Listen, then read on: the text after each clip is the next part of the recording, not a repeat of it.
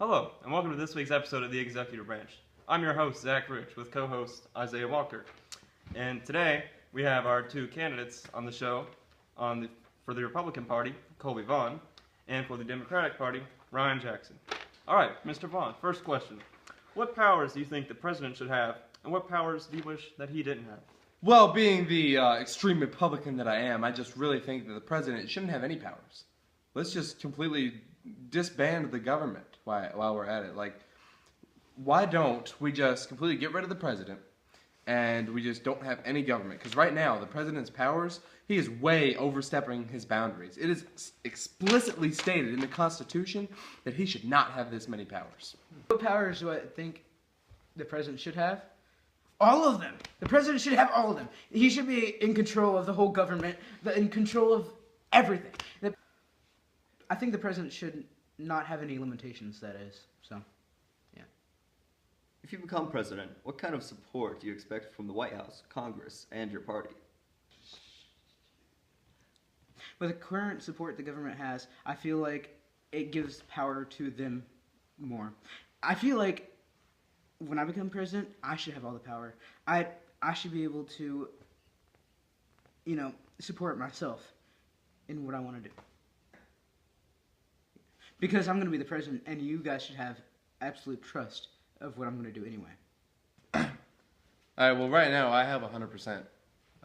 My party is behind me completely, so I'm not worried about my party.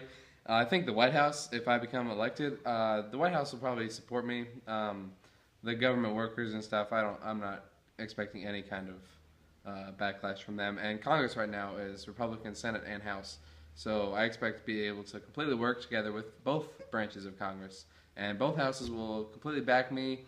And the only thing I'm worried about is the extreme left wings like Senator Jackson over here, the people who don't think the way I do, which is the right way. So, Thoughtful answers.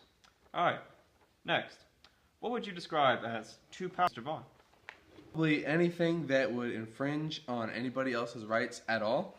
Like if I'm the president and I decide, hey, I want to build a 18-hole golf course in the White House. Okay, like obviously we're gonna have to buy some more land to expand the White House. So I don't know why we would have to force somebody else to sell their stuff. Like that's unconstitutional to force somebody else to sell their land to us just because I'm the president. And so stuff like that is too powerful. Really, just anything that affects other people will be too powerful. What do you all think about executive agreements? Yay or nay?